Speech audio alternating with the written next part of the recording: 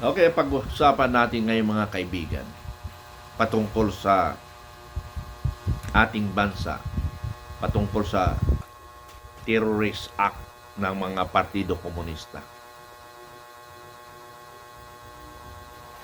Mayroon bang pagpupugay o pagpupuri ng ating Pangulo sa kasundaluhan na nagampanan nila ang kanilang tungkulin na maharang ang mga teroristang pag-iisip at malason ang kaisipan ng sambayan ng Pilipino?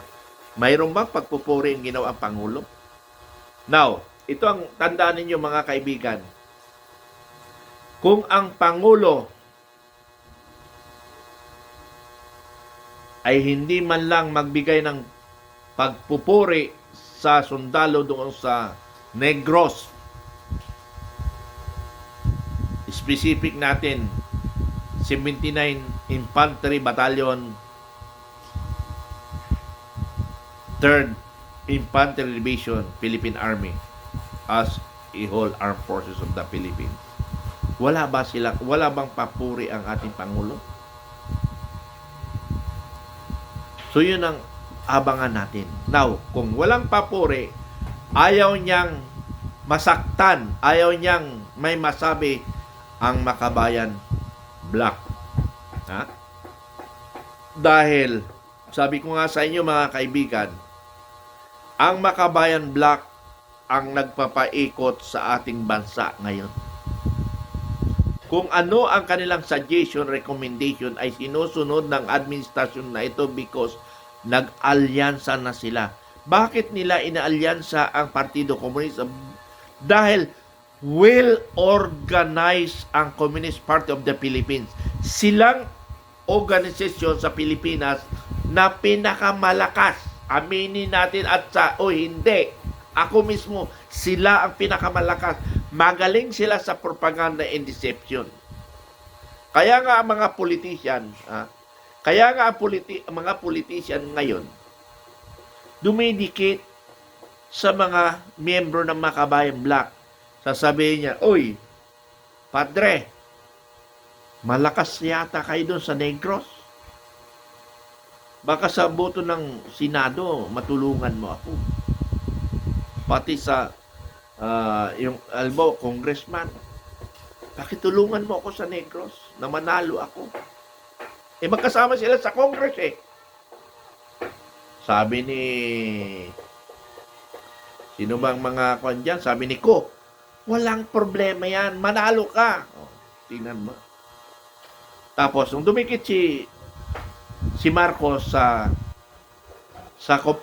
Makabayan Black, kayo na lang pag-asa namin. Kasi kung kayo ang kalalabanin namin, kayo Makabayan Black, hindi namin kakayanin kasi magaling kayo sa propaganda.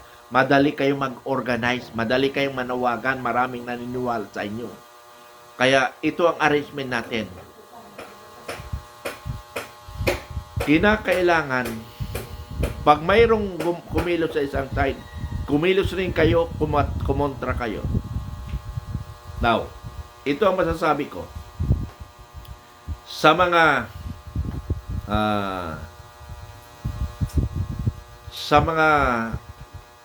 makabayan at saka may hindi nakaintindi. Sa makabayan at saka hindi makaintindi. Bakit hinayaan natin or kumikilos ang makabayan na mga propaganda against the armed forces doon sa 19 rebels na namatay? Malakas ang pagkilos nila. Bakit kumikilos sila? Iyan hindi kasi pwedeng pasukan ng makabayan. Sila pa nga nagsusuporta. Sasabihin niya kay Marcos, hayaan nyo lang kami kasi ito yung amin eh. Kaya na kailangan namin sakyan ang pangailangan ng taong bayan. Kasi pag hindi namin sumakay kami, baka mawalan sila ng tiwala sa amin. Pero huwag kayong mag-alala. Magkasangga pa rin tayo. Ganun ang mga bulungan. Kaya gamitan ito mga kaibigan. Gamitan.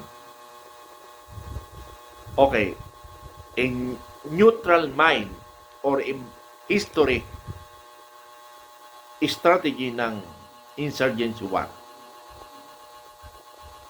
It's a neutral statement para lahat tayo balance natin, maintindihan natin lahat. Kasi kung ang side mo, mindsetting mo lang is gobyerno, military, galit ka ngayon doon sa mga nagsasalita ngayon. At galit sila sa military. Para maging broad ang kaisipan ninyo, mga kaibigan. Para maging broad ang inyong kaisipan. Namatay ang 19 na mga terorista, mga researchers kuno. 19. Pero natutuwa dyan ang Makabayan Black. Take note! Natutuwa ang Makabayan Black at ang kanilang propagandist. Ang malungkot lang dito, yung mga nasa baba, pinatay ng mga sundalo ang mga estudyante na walang kinalaman sa gera. Bakit nila pinatay? So mag-aalsa sila ngayon. Di ba? Mag-aalsa sila ngayon kasi bakit pinatay ng sundalo? Pero hindi nila inisip at hindi pinaliwanag na matay sila kasi nandoon sila sa mga armadong terorista.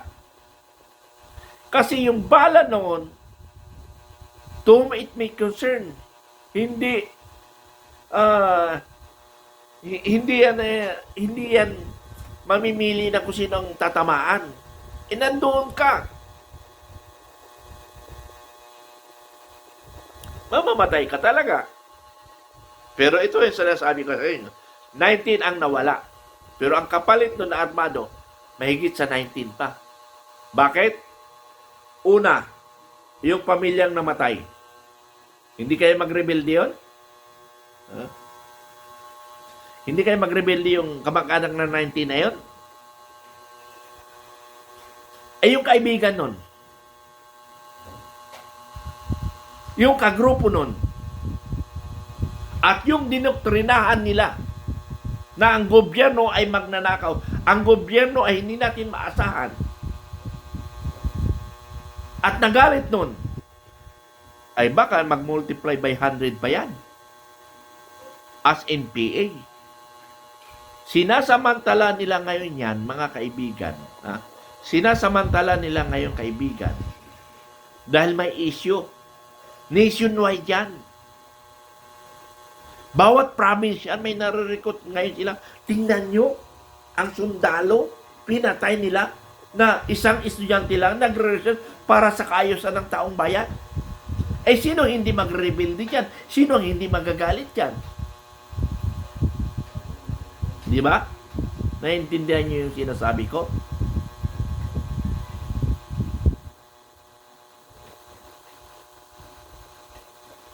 Kaya mga kababayan ko, mag-isip-isip tayo. Hindi lang mga sibilyan, pati sundalo. Pag ang armed forces o ang national defense o ang gobyerno, wala silang counter dyan. Pag wala kayong counter, sinisigurado ko, yung pinaghirapan nyo na sinasabi nyo na 700 na lang ng NPA, magiging 7,000 na yun.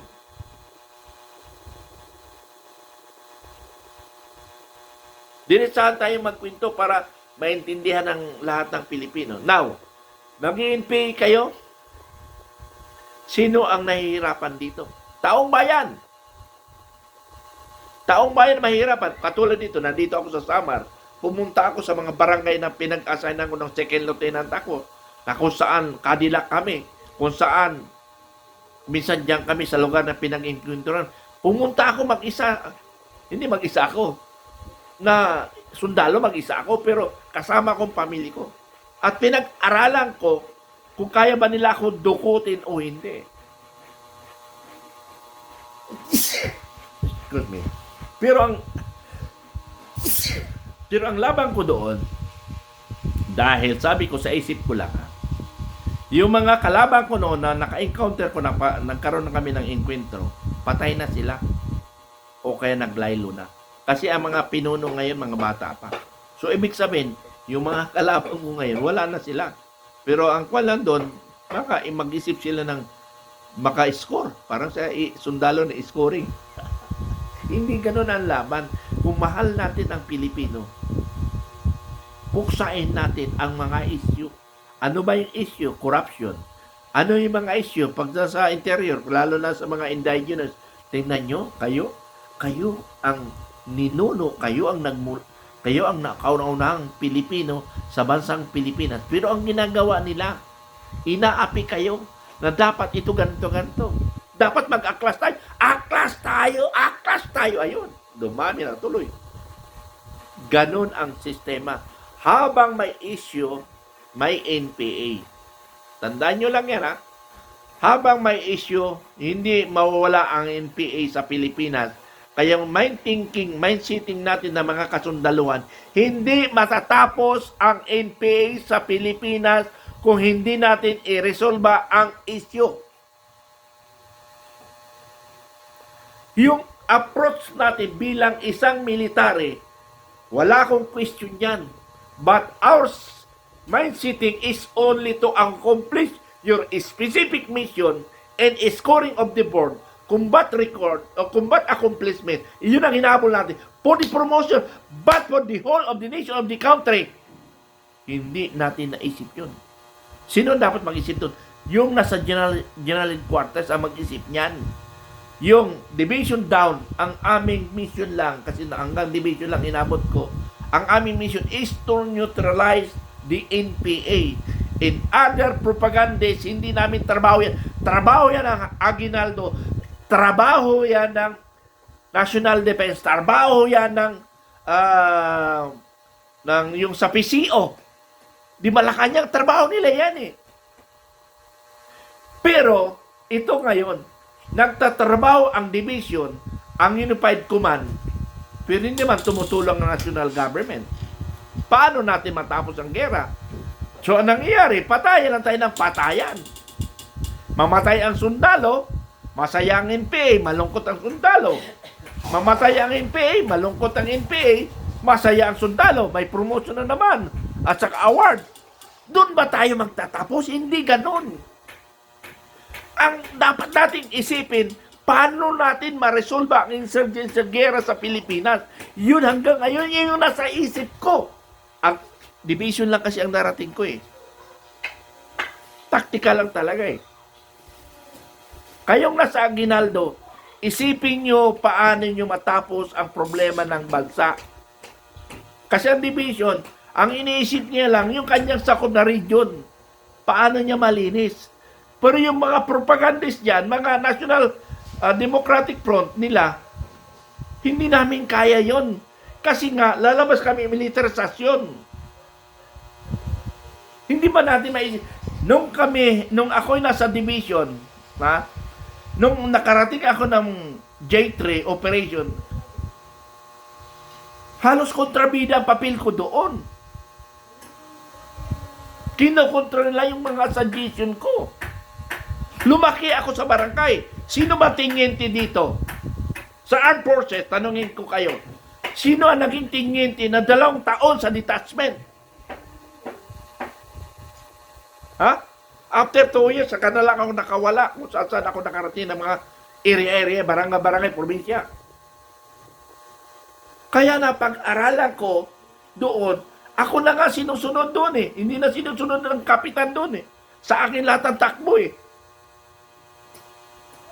So, napag-aralan ko doon, yung function ng barangay, function ng detachment, at paano i-counter ang Communist Party of the Philippines.